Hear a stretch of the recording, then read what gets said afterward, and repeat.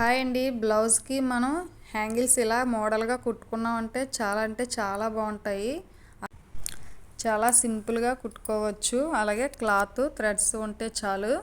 ఇలా readymade threads తీసుకొని అలాగే క్లాత్ అయితే 6 పీసెస్ తీసుకుంటున్నాను. రెండాట్లకి సరిపోవాలి కాబట్టి క్లాత్ 6 పీసెస్ తీసుకొని అలాగే రెండు కూడా ఒకే విధంగా మొత్తం కూడా ఇలా కటింగ్ చేసుకోవాలి. పొడవు 4.5 అలాగే ఎడల్పు కూడా 4.5 అయితే తీసుకోవాలి.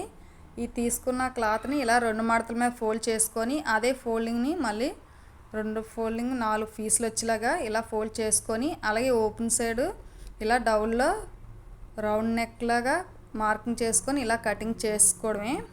చూసారు కదా నేను ఏ విధంగా అయితే కటింగ్ చేస్తానో అలా కటింగ్ చేసుకొని అది ఓపెన్ చేసి ఇలా 2 పీసెస్ కింద మళ్ళీ కటింగ్ చేసుకోవాలి. కటింగ్ చేసిన క్లాత్ని మళ్ళీ 2 పీసెస్ కింద ఇలా కటింగ్ చేసుకొని మనం డౌన్లో రౌండ్ నెక్ అయితే ఏదైతే కటింగ్ చేసామో అది మళ్ళీ జాయింట్ చేసుకోవడమే. ఇలా రెండు కూడా జాయింట్ చేసుకొని అదే క్లాత్ని మళ్ళీ మనం తిరగేసుకోవాలి. ఇలా ఖర్చు లోపలికి వెళ్ళిపోయేలా తిరగేసుకొని అది ఇలా రెండు మడతల మీద థ్రెడ్ పెట్టి కుట్టేసుకోవడమే. ఇలా సెంటర్లో మనం చూసి కొంచెం పైకి థ్రెడ్ పెట్టుకొని అక్కడి నుంచి జాయింట్ చేసుకోవడమే. పైన ముందుగా జాయింట్ చేసేటప్పుడు చిన్న రఫ్ లాగి అలాగే డౌన్లో కూడా రఫ్ లాగాలి. ఇలా రెండు కూడా కుట్టేస్తాం కదా రెండు మడతల మీద, అది ఇలా తిరగేసుకుంటే ఇలా ఈ విధంగా ఈ షేప్ అయితే వస్తుంది. అలాగే మొత్తం కూడా మనం అదే విధంగా ఫోల్డ్ చేసుకొని కటింగ్ చేసుకోవాలి. ఇలాగ 4 మడతల మీద ఫోల్డ్ చేసుకొని ఇలా రౌండ్ అయితే కటింగ్ చేసుకోవడమే. అదే క్లాత్ని మళ్ళీ ఓపెన్ చేసుకొని 2 పీసెస్ అయితే కటింగ్ చేసుకోవడమే.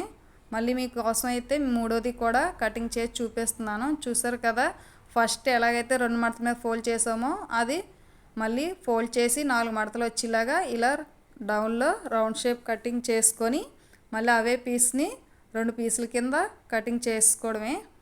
మొత్తం కూడా ఇలాగే రెడీ చేసుకోవాలి. అలాగే మళ్ళీ ఆ 2 పీసులు కూడా ఇలా జాయింట్ చేసుకొని క్లాత్ని అయితే తిరగేసుకోవడమే.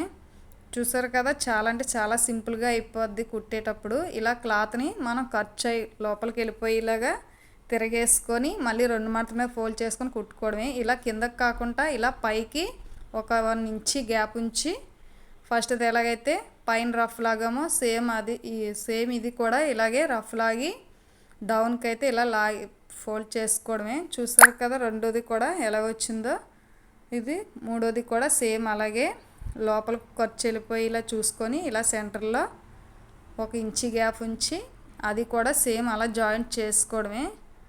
థ్రెడ్స్ చాలా ఈజీగా అయిపోయి చూసారు కదా చాలా బాగున్నాయి యాంగిల్స్ అయితేని. అలాగే మీకు నచ్చినట్టయితే లైక్ చేసి సబ్స్క్రైబ్ చేసుకోండి.